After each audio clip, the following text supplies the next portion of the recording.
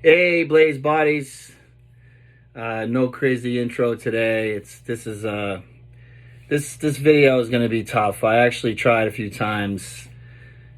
It you know it's a very sad thing to talk about when you lose someone close.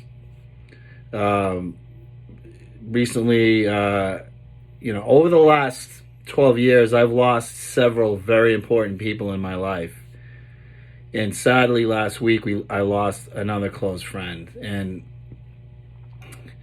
I say it every time. With tragedy comes clarity, and we see things more clear, and we realize who we have in our lives, and hopefully we appreciate them even more, which I certainly do. But this particular person, Brian, was one of a kind. He really was. Now, I say that a lot. I say, every time someone very close to me passes away, I say one of a kind, and I mean it, because each individual was unique and special in their own way. And Brian was just that. Brian, I got to go back about 14 years ago, before I came here. I was working in a big health club. It was a small gym, but it was part of a big health club chain. And I was approached by Brian to help, train him. And Brian was a runner, an avid runner. I used to see him all the time running on the treadmill.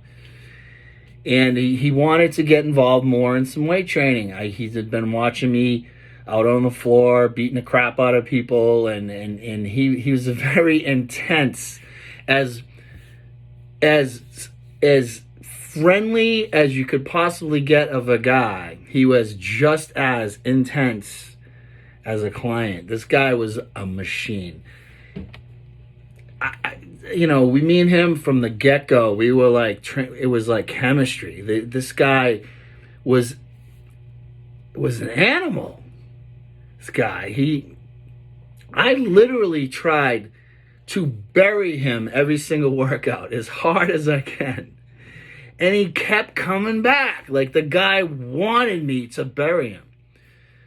One year, the guy even trained for a marathon on the treadmill. He was running 4 hours on a treadmill at a time. The guy was a machine. And we built a very close friendship.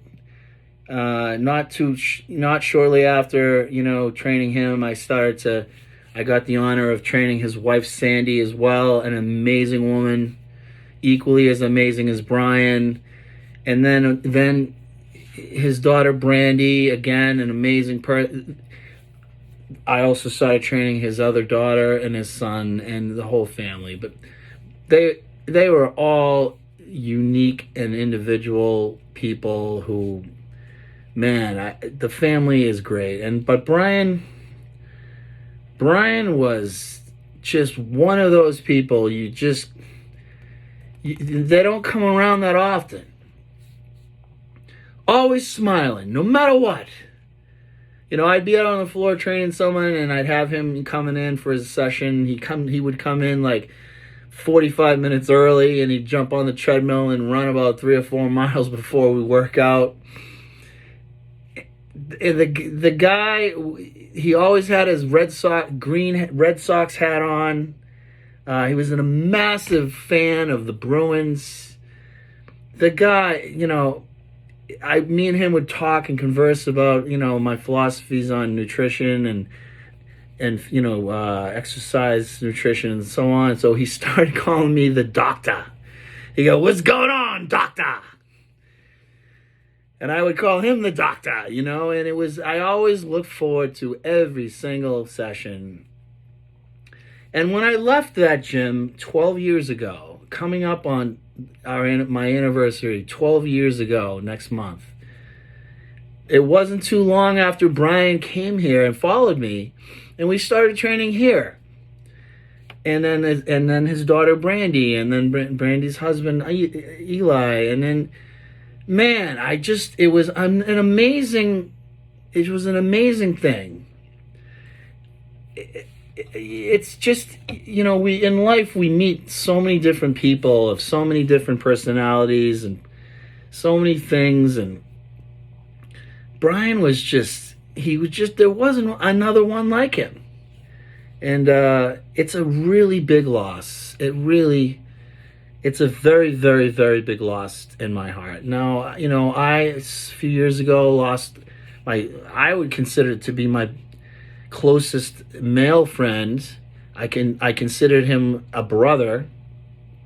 I lost a very, very close friend, Leslie, and several people who were very, very, very close to me pass away in the last 4 or 5 years alone. But this one hit me off guard. Like last Thursday, I was working out. I was just finished training my last client, and I get the text from his daughter, Brandy. And man, I literally went to my knees, man. It hit me hard. That I never saw coming. This guy was in such an amazing physical and mental shape. He was a beast. He popped in about a year ago to say hi. I got a picture, thankfully, of me and him, and he kept asking me if I could fit him in my schedule, and my schedule's been nuts, so I wasn't able to. I really honestly tried. I just couldn't implement him into the schedule, but he kept trying. It's like every 6 months I get a text or an email from him. I wish I had gotten him in. I would have been able to spend more time with him. And now he's gone. And so it's really hard for me to talk about this, but I really felt I needed to, one of a kind. And this world has lost another warrior. And I feel bad for his family. I feel so bad for his wife Sandy and Brandy and Stephanie and Dwight and Eli, Brandy's husband. They all loved him, and I just want to let them all know that I'm here for them always. So, if there's anything I don't want to say if there's a lesson can be learned, because we all learn our lesson in many ways whenever this tragically happens, but appreciate every day, every damn day. And every chance you can get, tell people who are important to you that you love them. Because literally tomorrow they might not be here. It could be just like that. Take advantage of the time and express how you feel, because you may not have that opportunity again. Life is effing short. It's fucking short. Appreciate every day. Be grateful for every person who's special in your life.